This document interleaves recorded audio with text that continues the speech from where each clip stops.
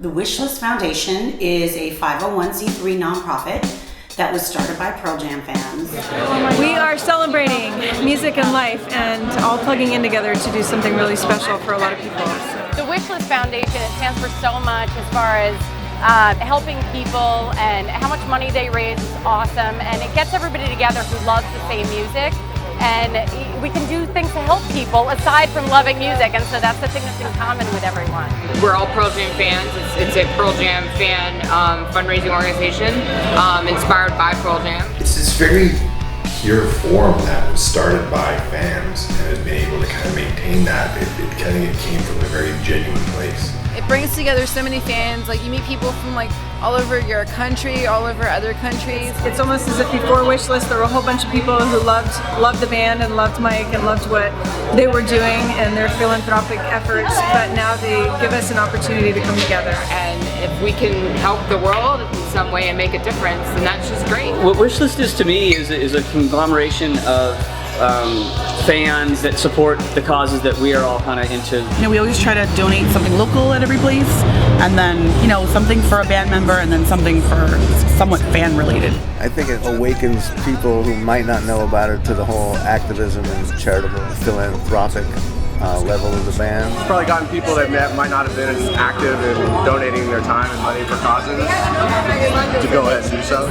I think they just take their cue in some ways from Pearl Jam. This whole fan base is community based. I mean, that's what it's all about in every city. The fundraiser is unbelievably enriching as a fan. We were just stunned that this thing was organically and happening from a grassroots standpoint. It's a cool concept, the Wishlist Foundation. We have fans who bring Pearl Jam merchandise to get auctioned off. And you'll be nervous about, oh my God, am I gonna have enough stuff? But then someone will be like, oh, they need stuff. I'll dig through and see what I have. It's amazing what Mike gives us just to run these fundraisers, the little things that they give us to kind of auction to people and give as gifts to people. They're so generous with their time. They were so generous with what they have to give. The amount of time and effort that Laura and Eric put in and all their volunteers it's humbling to know that they're there not getting paid to do any of this. They're there just on their own right, volunteering. Yeah, Laura, Foxy Mop, props to you.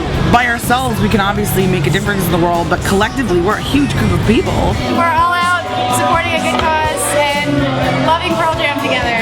It shows you kind of how great the Pearl Jam fans are, that they would do something that positive. You say, I'm going to the pre-party. Everybody knows what you mean. I mean, everywhere that Pearl Jam plays, it seems there's a Wishlist fundraiser, party, pre-party. There's always going to be one before a show, even if you're not actually fundraising.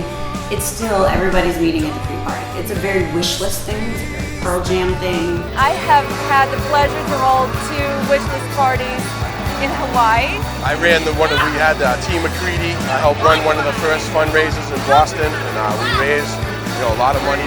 You see all your friends from all the different shows.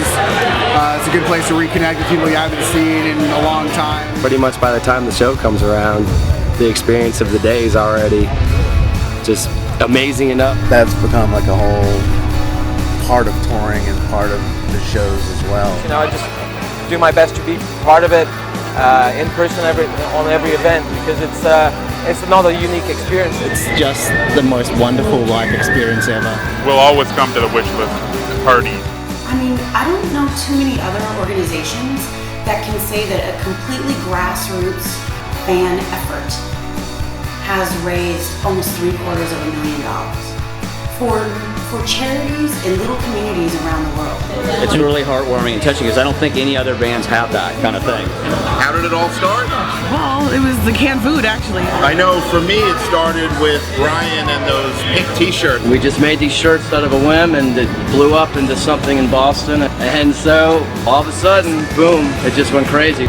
And everything kind of coalesced at the same time, where you're touring around the touring van, Brad came up with the idea for the t-shirts. I just had a backpack full of shirts, and there was somebody that was doing a fundraiser, and they had a parking lot and Memorial Day weekend in Philly. And then we hooked up with Laura and Eric and started doing posters and kind of turned it into a foundation. And this tour actually happens to mark our 10-year anniversary of the very, very first pre-party that happened in St. Louis back on the BFC tour in 2004. 10 years.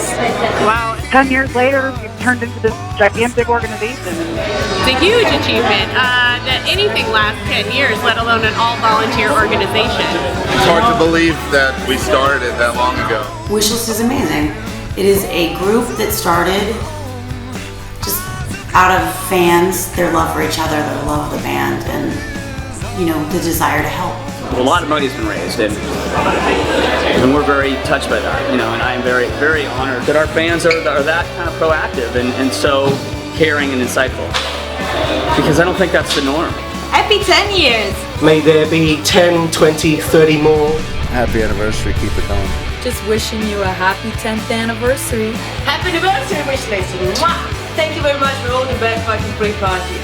Here's 10 years into at least 100 more. Cheers. Congratulations, Wishlist Foundation, on 10 years of raising awareness, money, and bringing people together before Pearl Jam show. Good job.